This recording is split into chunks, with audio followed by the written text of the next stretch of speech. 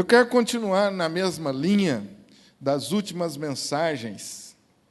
E eu estou com medo de perguntar a vocês o que eu tenho falado e vocês esquecerem. Estou com medo. Aí o pastor vai ficar com aquela sensação de que ele não falou bem o suficiente para o pessoal guardar. Mas eu vou arriscar. Nós estamos falando sobre o quê nesses últimos cultos que eu dirigi à igreja? Gente, nota 10, olha que coisa maravilhosa. Superficialidade nos nossos relacionamentos. Tenho falado sobre isso e eu quero hoje concluir essa pequena série de três mensagens sobre isso. A primeira abordagem nossa foi falando sobre o desafio que nós temos de crescer na intimidade com Deus. ou de crescer no nosso relacionamento com Deus. Eu fiz questão de anotar um trechinho da música que nós acabamos de cantar. Se você prestou atenção, leva-me além, a um nível de intimidade contigo ao Senhor. Aquele que tem intimidade com Deus e que foi além da superficialidade, acorda todas as manhãs desejando render o seu ser a Deus. É o que nós cantamos, render a Ti em adoração é o que meu ser deseja toda manhã. Mas, infelizmente, e aí vem um aspecto negativo que eu quero colocar como introdução, nós vivemos tempos em que não cooperam para que os nossos relacionamentos se tornem mais profundos. Infelizmente, os tempos que nós vivemos, chamados de pós-modernos, eles conspiram contra essa intimidade nos nossos relacionamentos. Eu citei e recomendo a leitura do sociólogo polonês Zygmunt Bauman, Amor Líquido. Nesse livro, esse autor, de uma forma brilhante, famoso, conhecido pelos seus livros, ele descreve muito bem os tempos em que nós vivemos. Ele diz assim: vivemos tempos líquidos, nada é para durar. É assim que o autor se refere ao momento da história que nós vivemos.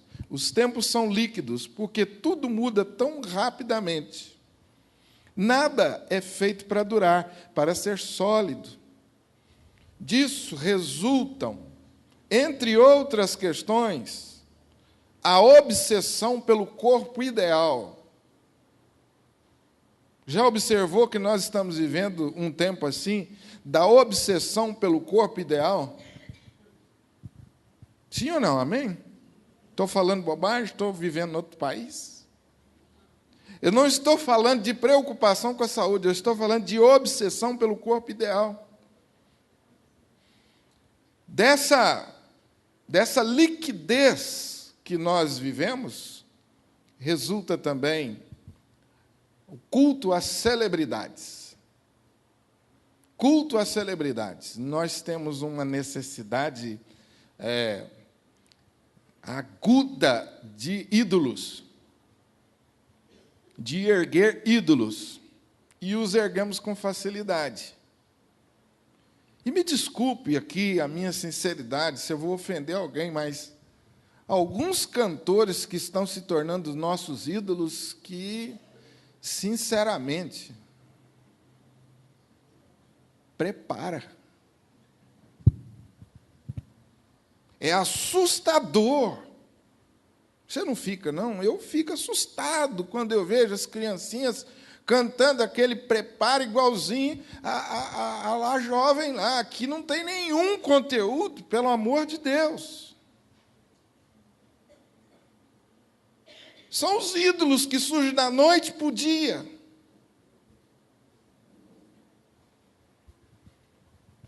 Endividamento geral. A paranoia com a segurança. Paranoia, não estou falando bom senso, estou falando paranoia. Instabilidade dos relacionamentos amorosos. Aí fecha a questão. Como o nosso tempo é marcado pela instabilidade das relações amorosas. Nunca se casou tanto, mas também nunca se divorciou tanto. É incrível, né? Cria-se e desfaz relacionamentos muito facilmente nos dias de hoje. E o que dizer? O que dizer dos relacionamentos que estão migrando para o meio virtual? Onde nós estamos substituindo o contato físico, o toque, o abraço, o olhar, pelo clique do computador, no smartphone, no tablet, no iPhone e por aí afora. O ser humano está se acostumando a resolver tudo com o delete.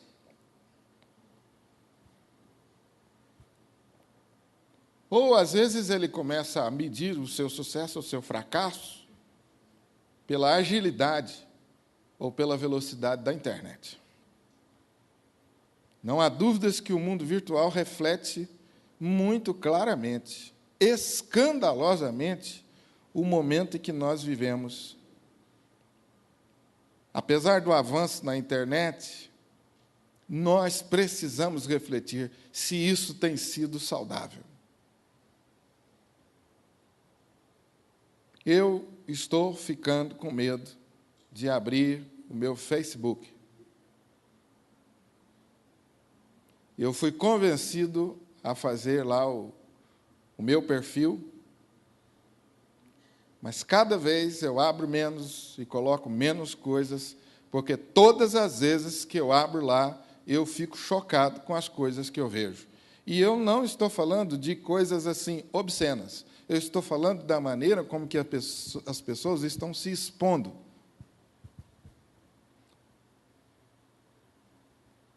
Eu queria te perguntar, e se você é psicólogo, eu preciso marcar um horário com você, me ajudar a entender por que alguém abre o seu computador e escreve lá no Facebook: fui, trabalho, parti. Partiu o trabalho.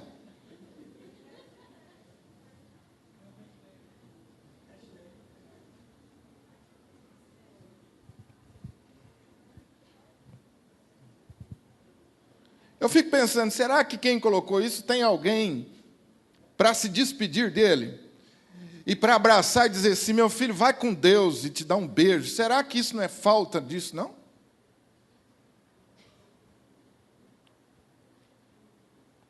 Eu estou chocado. Talvez, como alguns já estão dizendo aí, o pastor está ficando velho. Eu sou fascinado com tecnologia. Gosto demais. A minha esposa sabe que o meu lugar predileto para passear é nesse lugar.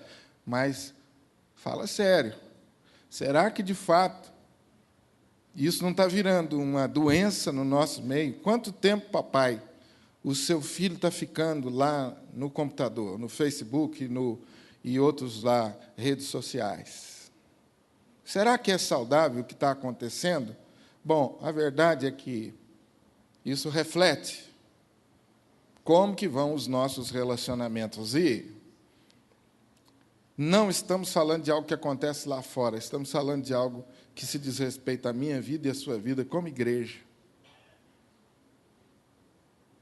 Eu vou fazer outras mensagens como essa, porque eu quero deixar vocês bastante preocupados com a qualidade dos nossos relacionamentos como irmãos em Cristo. O meu objetivo é deixar você preocupado com isso, e eu sei que você é um crente de verdade, até porque senão você não estaria aqui. Eu sei que você quer ir além. Eu sei que você quer ir além. Eu sei que você quer acordar todas as manhãs e render o seu ser em adoração a Deus, ao invés de ser tomado pela ansiedade das coisas que podem dar errado naquele dia. Eu sei que esse é o seu desejo, a sua vontade. E é por isso que eu quero colocar para vocês essa interrogação como pai, como marido, como esposa, como mãe, como filho e como irmãos em Cristo. Isso precisa ocupar o topo das nossas preocupações. A qualidade dos nossos relacionamentos. Lares desestruturados e instáveis. Por quê? Amizades sem conteúdo. Pouco diálogo, aliás, nenhum diálogo.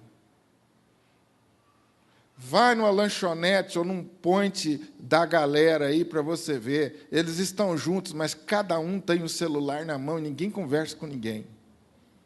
O dedinho lá. Pouco diálogo, nenhum. Imaturidade relacional. Os nossos filhos, a geração que agora está se casando, está cada vez mais, ou sentindo mais dificuldade com as frustrações dos primeiros anos de casamento. Porque os primeiros anos de casamento trazem isso mesmo. A gente começa a descobrir os defeitos do outro, as dificuldades de adaptação, e como nós enfrentamos isso. Se não há maturidade relacional, se nós somos o tipo de pessoas que nos chocamos ou que nos decepcionamos e desistimos rapidamente, o casamento não vai para frente. Não existe mais, ou está se tornando cada vez mais raro, bons amigos. Amigos que são cúmplices. Um pastor amigo meu disse assim: rapaz, eu dei uma briga com a minha esposa tão feia. Eu falei, é verdade? Ele falou assim, olha, eu parei o carro e falei para ela assim, ou desce você ou eu. E eu olhei para ele, deixei ele falar. E eu falei para ele, nesse caso era você, né? Falei até para descontrair um pouco, porque ele estava muito tenso. Ele falou, é lógico que seria eu. Só que tem uma coisa, Honório, você nunca mais ia me ver. Eu falei, engano seu. Como engano meu? Ele falou assim, eu ia te encontrar aonde você estivesse, eu ia atrás de você. Ele abaixou a cabeça e começou a chorar. Ele falou, eu não sabia que você era meu amigo assim. E depois que nós conversamos, tantas outras vezes, ele se reportou a esse fato. Aquele dia que você falou que ia atrás de mim, eu nunca mais esqueço. Eu fiquei pensando, irmãos, às vezes, como nós somos tão carentes e como nós estamos carentes desse tipo de relacionamento. Você tem um amigo que vai atrás de você em qualquer lugar, se você sumir, se você der uma doideira aí, você tem um amigo que vai atrás de você e te busca e fica com você até trazer você de volta. Você tem um pelo menos assim. Você pega o telefone para ele e fala assim, cara, eu estou nas últimas, me ajuda. Com a certeza de que essa pessoa para quem você ligou mais tarde não vai usar isso contra você, você tem esse amigo, você tem essa amiga do coração.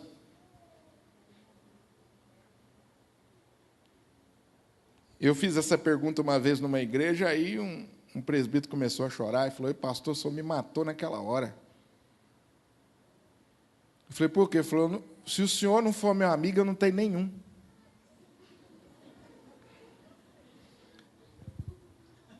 Eu não respondi porque ele não era meu amigo. A partir daquele momento eu falei, vou ficar mais atento, porque ele me tem como amigo que eu ainda não sou para ele.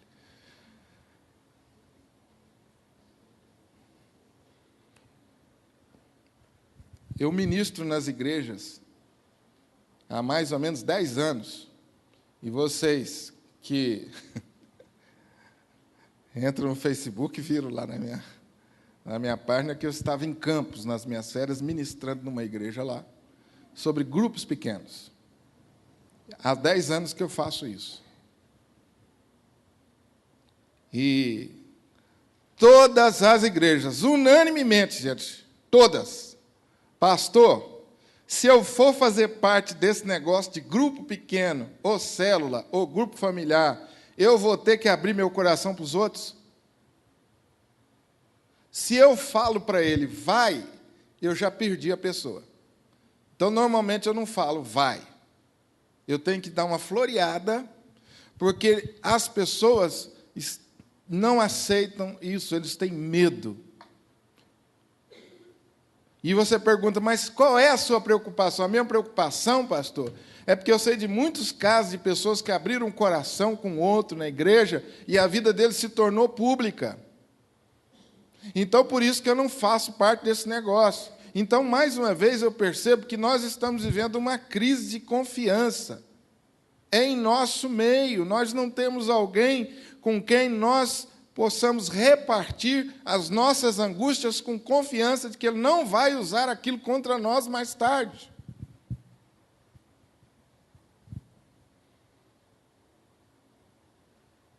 segurança, proteção, confiança, satisfação, contentamento. São coisas que são essenciais para nós. E eles são frutos de um relacionamento profundo com Deus e uns com os outros. Ir além, intimidade com Deus. Hebreus capítulo 12 foi o nosso tema básico. Em primeiro lugar, fé prática. Estão lembrados? Primeiro ponto, fé prática. Eu quero ir além com Deus, eu preciso desenvolver uma fé além de teórica. É uma fé prática. Eu não vou repetir aqui tudo. Depois, quem quiser ver, tem lá no nosso site. Depois nós falamos sobre você aprender na sua caminhada de fé a se desembaraçar do peso e principalmente do pecado. Não existe, queridos, a possibilidade de intimidade com Deus se eu não considero o pecado na sua devida gravidade. O problema dos nossos tempos, entre outros, também é este. O pecado deixou de ser pecado para se tornar desvio de comportamento. Inadequação social. E todos os outros nomes aí. Você tem na Bíblia o herói da fé, Davi. A Bíblia, o homem que Deus chamou segundo o seu coração. Esse homem foi um gigante da fé, um exemplo, um modelo de fé. Errou e pecou como qualquer um de nós, e a Bíblia relata o seu pecado com muito realismo. Um pecado chocante. Um homem que tinha tudo que você podia imaginar, esse homem tinha. As mulheres, riqueza, poder, as mulheres mais bonitas queriam ser sua esposa, estavam lá à sua disposição no palácio, mas aquele infeliz um dia resolveu querer ou desejar a mulher do capitão do seu exército, que estava lá na casa dela trocando de roupa. A infeliz deixou a janela aberta na hora de trocar de roupa, e o infeliz à toa enquanto o seu exército em guerra. Então ele desejou aquela mulher. A história toda é chocante, a ponto dele mandar matar o marido daquela mulher. Você fala assim, pastor, que homem ruim, hein? E a Bíblia diz que esse homem foi chamado homem segundo o coração de Deus. Você pergunta, pastor, mas como? Sabe por quê? Porque ele tratou o pecado com coragem. Se eu quero intimidade com Deus, eu preciso trabalhar essas questões. Eu preciso pedir a Deus para sarar a minha língua, que adora uma fofoca. Eu preciso pedir a Deus que sare os meus olhos, para que eu pare de cobiçar aquilo que não é meu. Eu preciso pedir a Deus para sarar esse desejo incontido de possuir, de possuir, de possuir. Essas coisas são pecaminosas. E elas estão impedindo o nosso avanço. Tem muita gente boa, cheia de potencial, sendo vencido pela língua. Porque acha que falar mal da vida dos outros não é pecado. Acha que macular a imagem dos outros, acha que lançar flechas para destruir a vida dos outros não é pecado. E isso atrasa a nossa vida. Isso atrasa a nossa vida, queridos. Se queremos mais intimidade com Deus, precisamos tratar com severidade essas questões de pecado na nossa vida. Essas obsessões que nós desenvolvemos no oculto, precisam ser tratadas como pecado. Eu preciso chorar na presença de Deus por causa dos meus pecados. A Bíblia diz que bem-aventurados que choram, porque serão consolados. Se eu quero ir além, eu sei que você quer, confesse diariamente seus pecados e encare esse monstro, porque esse monstro já está vencido em nome de Jesus. Não tenha medo de encará-lo. Deus quer fazer de você um homem de Deus, uma mulher de Deus. Deus quer ter você junto dele. Encare isso. É preciso, para avançar, ter perseverança diante dos desafios. O autor aos Hebreus diz lá, olhando firmemente para o autor e consumador da fé, que é Jesus, correndo a carreira com perseverança, correndo a carreira que nos está proposta.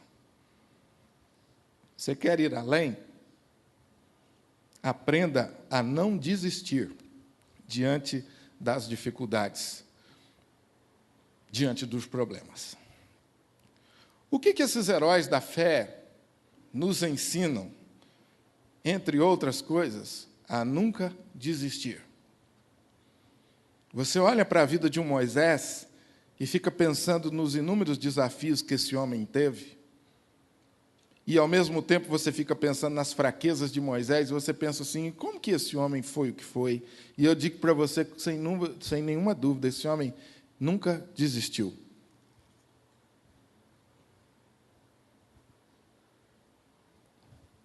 As circunstâncias ao nosso redor são planejadas, permitidas por Deus para nos levar além.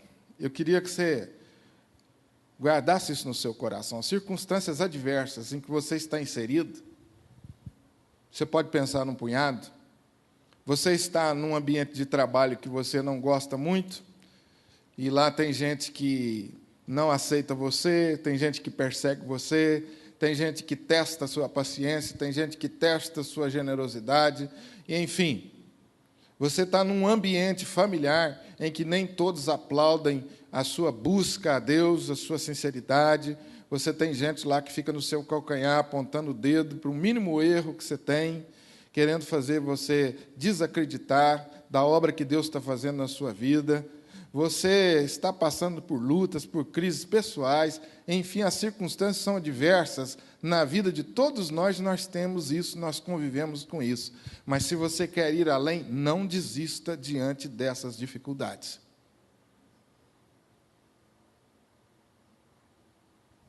Olhe firmemente, continue olhando firmemente para Jesus, que em troca da alegria que estava proposta, ele suportou a cruz por minha causa e sua causa.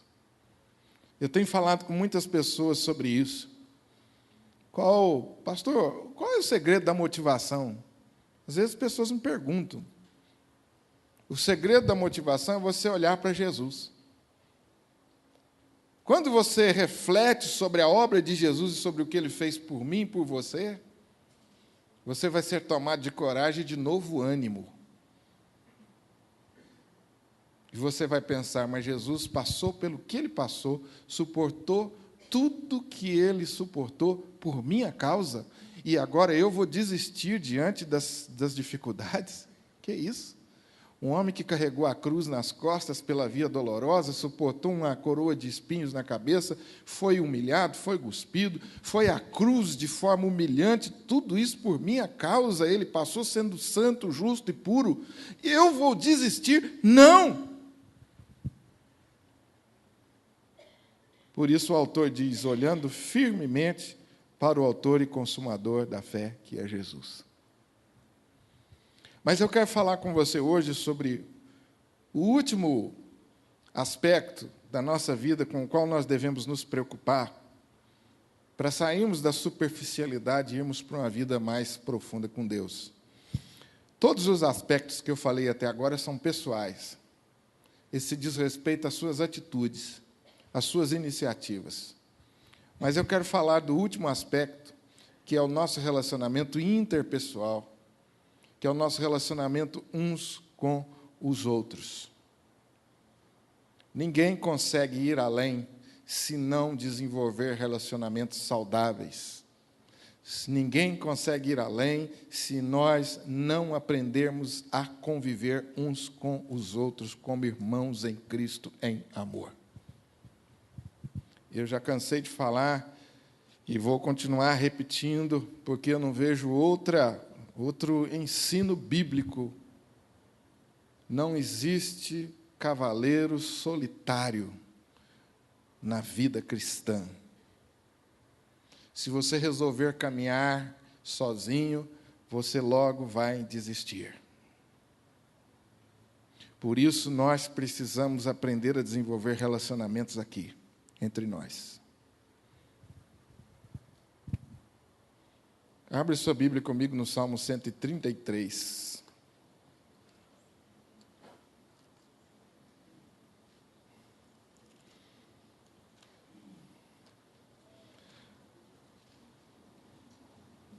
As pesquisas sobre crescimento de igreja, e se você não sabe, isso é uma ciência hoje.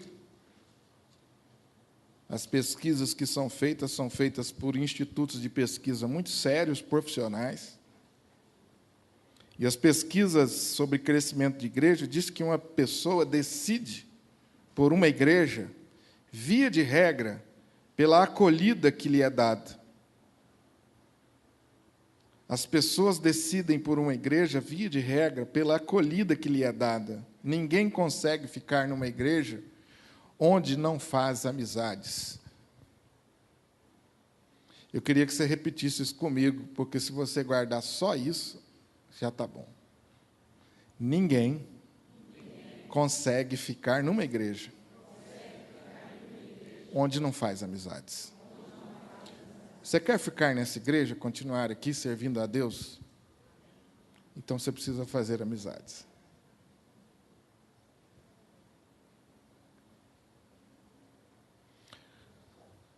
Eu tenho um amigo muito querido lá no Espírito Santo, o Marcos, pastor Marcos, da Igreja Batista Renovada. Somos muito amigos. E o Marcos começou uma igreja com 10 a 15 pessoas numa garagem. 10 anos depois, ele estava numa área comercial ao lado do shopping center da cidade, com mais de 300 pessoas. E nos conhecemos porque um membro da igreja dele, fundador, precisava casar e não tinha templo, porque ele se reunia numa garagem, e aí nós emprestamos o templo para eles. Por aí nós nos tornamos amigos. A igreja do Marcos cresceu tanto que ele não podia ficar onde ele estava, no centro da cidade. Imagine a facilidade de transporte e de localização. Era o lugar onde o shopping center estava. E a igreja do Marcos cresceu e não tinha o que fazer. E o Marcos tomou uma decisão difícil, foi de levar a igreja toda para a periferia da cidade, numa área enorme. Lugar de difícil acesso, passava poucos ônibus e, quando chovia, era muito difícil o acesso. E todos nós falamos: Marcos, você ficou doido? Marcos, você ficou doido? Como era uma igreja conhecida, a conversa na cidade foi essa. Mas o que aquele pastor está fazendo? Levar a igreja dele lá para a periferia? A igreja dele hoje continua crescendo, tem mais de 3.000 pessoas. Sabe qual é o segredo? Você sabe por que uma pessoa sai do seu lugar ou do seu bairro e atravessa a cidade para ir para outro lugar cultuar a Deus, como muitos de vocês fazem aqui? Sabe por quê? Porque lá ele tem amigos, porque lá ele tem acolhida. Você atravessa uma cidade. Eu já morei em São Paulo muitos anos, eu sei o que é isso. Enfrentar todo o trânsito de São Paulo, como eu vi muitas ovelhas fazerem para participar de um culto. E muitas eu perguntei: por que você faz isso e não fica lá perto da sua casa numa igreja? Porque aqui eu tenho amigos. Porque aqui eu tenho acolhida. 75% das pessoas que estão na igreja foram trazidos por amigos. As estatísticas. 75% das pessoas que vão para a igreja são trazidos por amigos.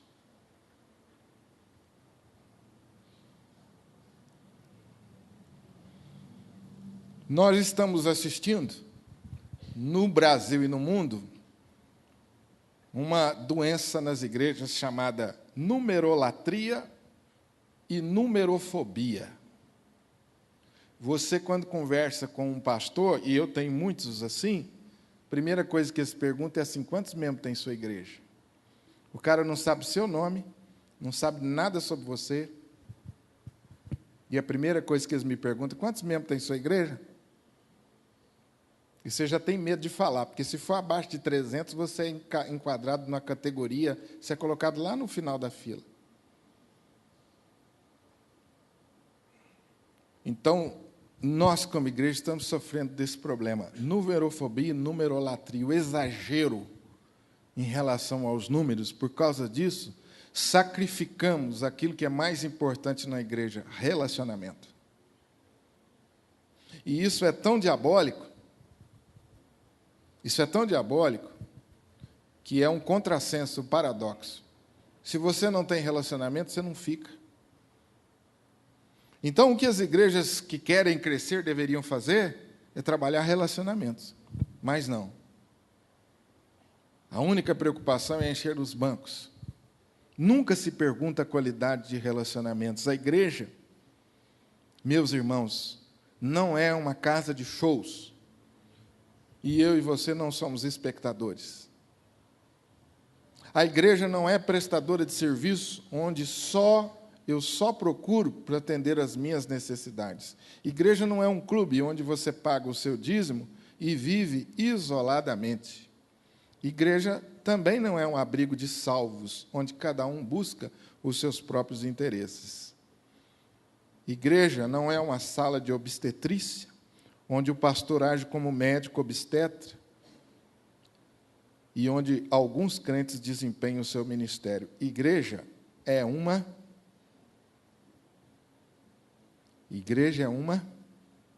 Pode falar alto. Igreja é uma... Vamos falar mais alto, nós estamos com medo? Igreja é uma família. Esse é o conceito bíblico de igreja, e esse é o conceito que nós precisamos buscar, e precisamos valorizar, e precisamos enfatizar. Nós temos o mesmo pai, e nós temos o mesmo irmão mais velho. E nós somos todos irmãos.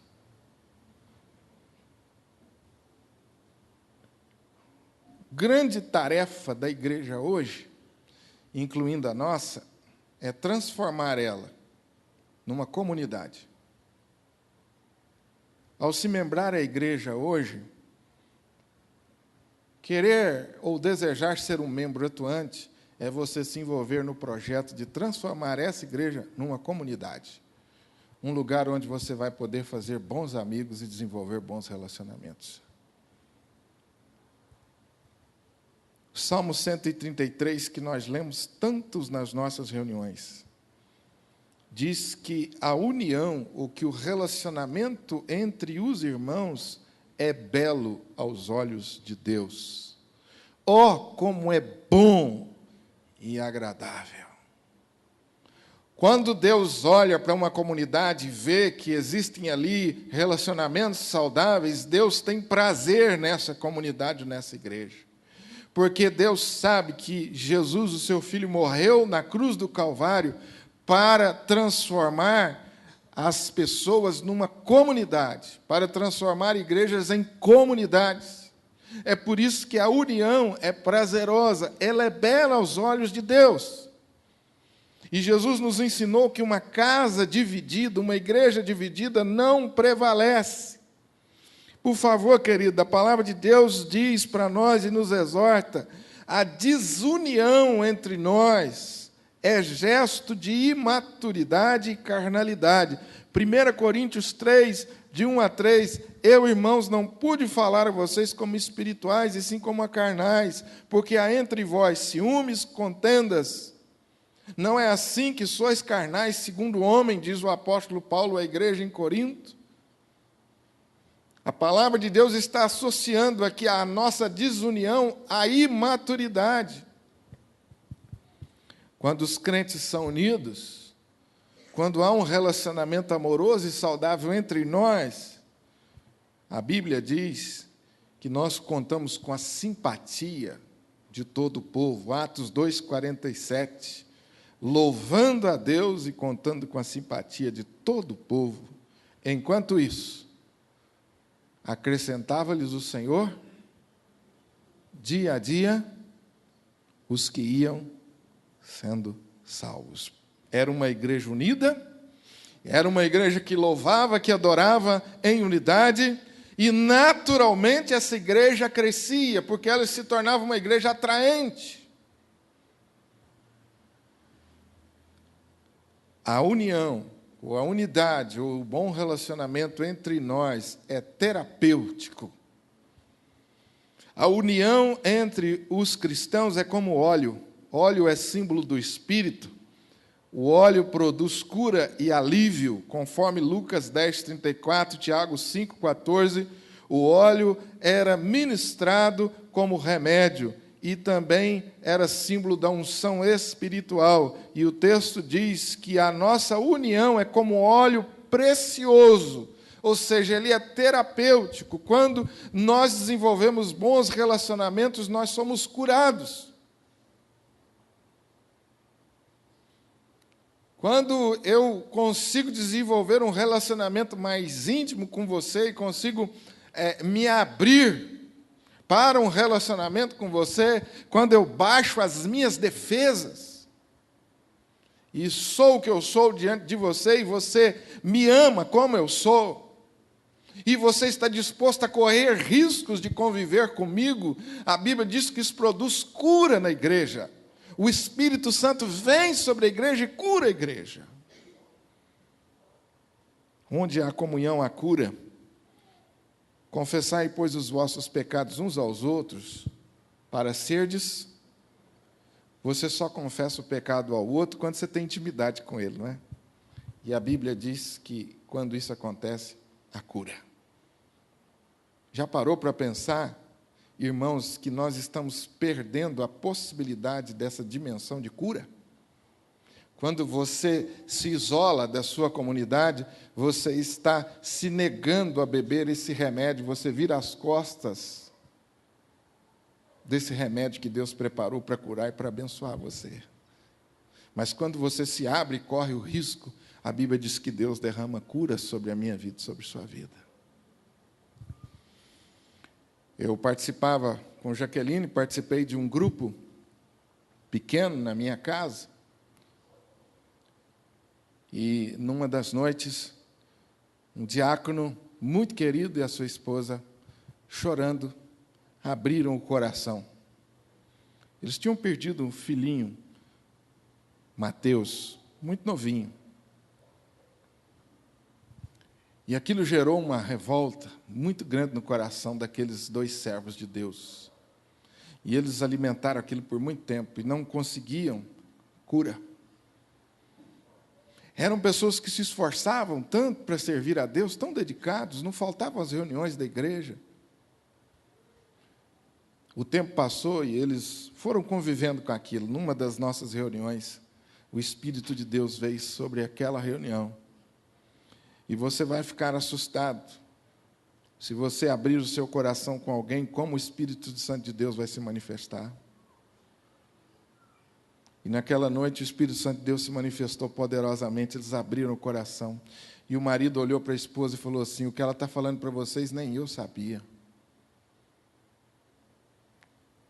Naquela noite Deus derramou cura sobre aquela família.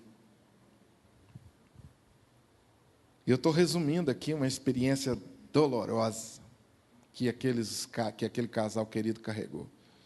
E houve cura naquela noite. A esposa depois disse assim: pastor, eu agora me sinto preparada para dar testemunho, porque eu fui curada aqui agora.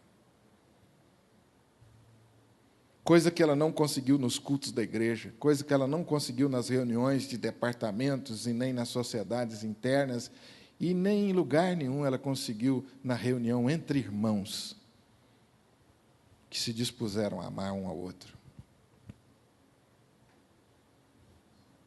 A união entre nós é restauradora. Você pode experimentar isso. A união entre os irmãos é abençoada por Deus. O final do Salmo diz: ali ordena o Senhor, sua bênção e... Leia comigo, igreja. Ali ordena o Senhor a sua bênção e a vida. A necessidade de nós rompermos a solidão e o isolamento.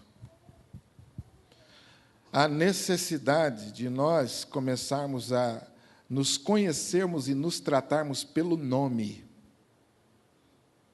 A necessidade de nós sermos mais sensíveis às pessoas e começar com elas aonde elas estão.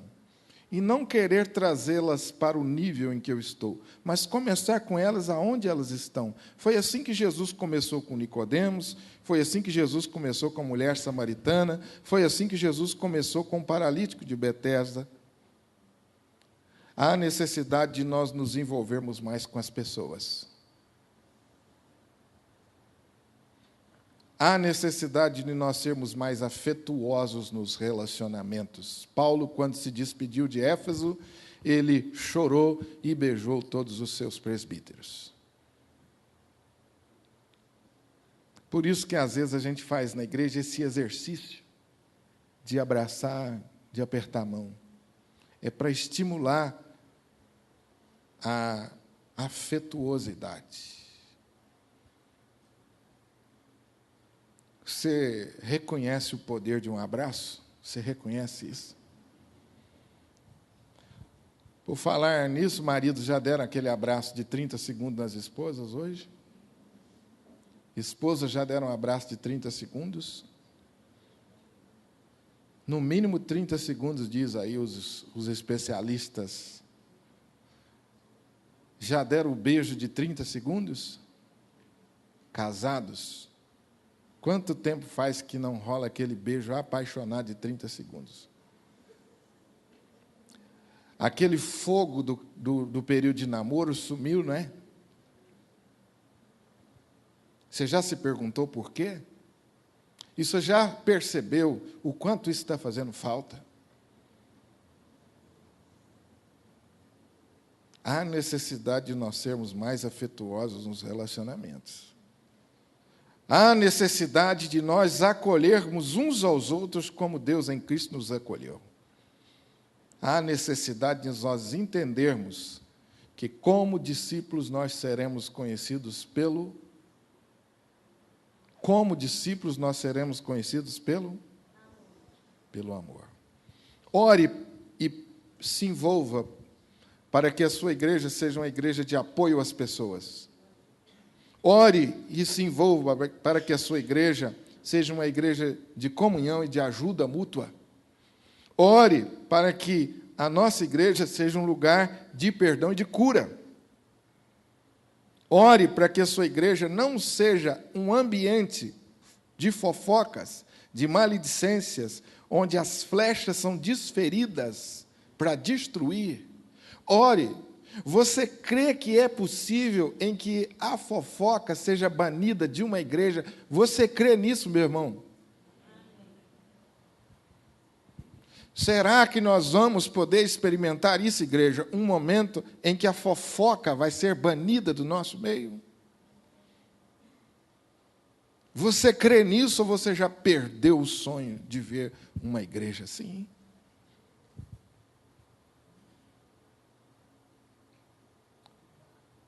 Como pastor, eu tenho essa preocupação de que as pessoas estejam já admitindo que igreja é assim mesmo. É lugar onde a gente joga as flechas e cada um se vira para depois curá-las. Precisamos ser uma igreja de perdão e de cura. Precisamos ser uma igreja mais aberta aos que chegam.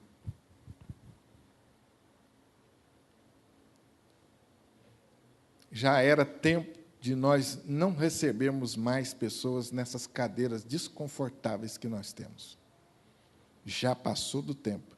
E eu peço a vocês, convidados da nossa igreja, que nos perdoem por receber vocês nessas cadeiras tão desconfortáveis. Já era tempo de nós passarmos isso. Na nossa cantata nós estamos preocupados, porque talvez eu e você, muitos vão fazer como eu faço, chega e senta no primeiro banco e não olha para trás.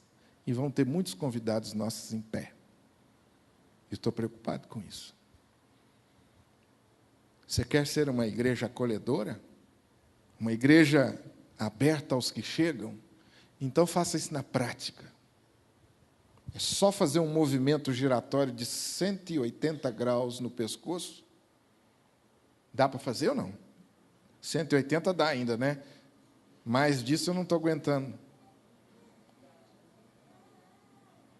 Dá uma olhada para trás e vê quem está em pé. Você sabe o que um crente falou para mim esses dias, que eu tive vontade de dar um couro nele? Mas esses visitantes tinham que chegar mais cedo. Eu falei, eu sou infeliz. Isso é falta de amor. Quem tem que chegar mais cedo sou eu e você. Como que eu posso exigir isso de alguém que ainda não é membro da igreja, que talvez nem tenha experiência de salvação? Como que eu posso? Eu não posso. Isso mostra o meu desamor, a minha desatenção. Isso mostra que eu estou vivendo outra realidade, que não a realidade de que a minha igreja é uma família. Se o seu irmão bate a porta da sua casa fora de hora, você abre a porta da sua casa, recebe, compartilha os seus bens com ele. Igreja precisa ser isso para nós, gente. Aberta aos que chegam. Você pode ter bons amigos e deve ter, mas deixa sempre uma porta aberta para os que estão chegando fazer parte da sua roda.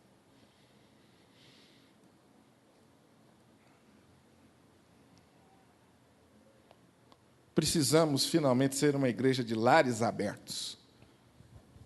E eu vou falar uma coisa aqui que vocês vão achar que eu estou com segundas intenções, mas não tem problema não. Convide uma pessoa para tomar um lanche com você. Qual foi a última vez que você convidou alguém na sua igreja para tomar um lanche com você? Qual foi a última vez que você chegou perto do irmão? Irmão, vamos jantar comigo.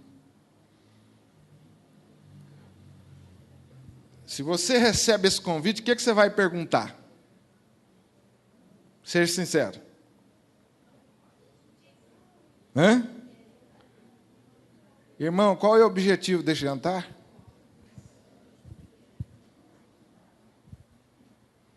Porque a gente já perdeu esse negócio de se encontrar para bater papo, para sorrir, para trocar experiências, para dar boas risadas. Tem crente que acha que é pecado dar boas risadas, né? Se encontrar e contar uns causos engraçados da vida, rir da vida, nos aproximarmos, conhecer melhor o outro. Pastor, essa igreja precisa mudar, porque aconteceu isso comigo, ninguém foi lá em casa, porque eu passei por isso, ninguém deu atenção. E qual foi a última vez que você deu atenção para alguém? Qual foi a última vez que você visitou alguém que precisava? Se você quer ser amigo, seja amigo. Não exija de ninguém aquilo que você não está oferecendo. Isso, sim, é hipocrisia. Exija ou espere aquilo que você oferece, no mínimo. Mas se você quer viver na sabedoria, faça sem esperar nada. E você vai ter grandes surpresas. Eu queria fazer hoje um mega desafio para vocês. Mega desafio. Mas você vai até dar risada e falar assim, pastor, não é tão mega assim não. Nós estamos já caminhando para o meio de dezembro. Até o final de dezembro, convide alguém para tomar um lanche na sua casa. Até o final de dezembro. Você vai escolher alguém e vai convidar para tomar um lanche na sua casa. Depois eu queria que vocês, vou dar alguns minutos para vocês compartilharem no culto como é que foi a experiência.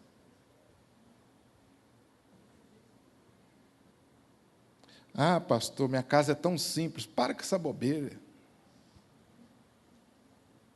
Ninguém vai na sua casa para ficar olhando.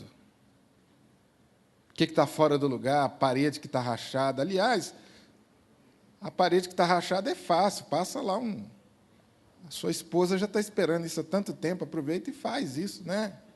Troca aquela lâmpada queimada. Dá aquele retoque. Quem sabe não é uma boa oportunidade. Mas não seja isso. Abre a sua casa. Vocês participam dos cultos? E eu tenho certeza disso. Com muita sinceridade. Escutam a mensagem com muita sinceridade. E por isso eu sei que você vai procurar colocar em prática essa palavra. Até o final de dezembro, convide alguém para tomar um lanche. Solteiros, se não der para ir para casa, vai para algum lugar, mas saiam juntos, para cultivar bons amigos. Essa é a nossa tarefa de casa até o final do ano, nos visitarmos mutuamente. Se você conseguir passar de 2 pessoas, maravilha, mas o seu alvo é uma pessoa. Agora, em nome de Jesus, quando a pessoa chegar na sua casa, você vai prometer para mim que você não vai falar isso. Não vai. Nossa, nunca veio ninguém da igreja aqui em casa. Nem o pastor. Prometa, porque isso você já quebra o clima. Até porque você também não foi na casa de ninguém. Receba com carinho. Segunda coisa, quando vocês se encontrarem, não comente essa mensagem. Esqueça essa mensagem.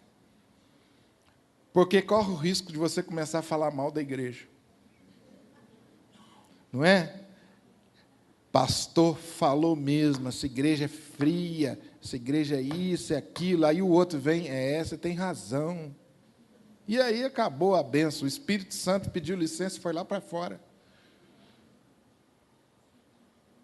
Só fale coisas boas de Deus, do seu testemunho, da sua família, da sua igreja. Só coisas boas. Leve o espírito de gratidão com você para dentro da casa. Espírito de gratidão é onde o Espírito Santo gosta de estar. Ore antes de ir embora. Ore antes de ir embora. Pastor, mas eu não sei ler a Bíblia, falar um texto da Bíblia. Não precisa, se você não sabe, ore. Isso você sabe fazer. Meu irmão, vamos orar para a gente ir embora? Abençoe a casa do seu irmão. Se tudo der certo, você vai visitar alguém e alguém vai visitar você. E nós vamos fazer uma revolução até o mês de dezembro. Vocês estão comigo nesse projeto? Ou eu estou iludido aqui? Já teve alguém que levantou a mão lá, isso vai dar certo. Pelo menos uma visita até o mês de dezembro. Pastor, não conheço ninguém nessa igreja. Não tem problema. Você tem até o final de dezembro para se aproximar de alguém e quebrar o gelo. Alguém aí do seu lado, aproveita e já pega o endereço. Nós dois, hein? Na sua casa, você vai na minha. Pastor Honório gosta de frango ao molho, maionese. Se você quer me ofender, me ofereça piqui e pamonha.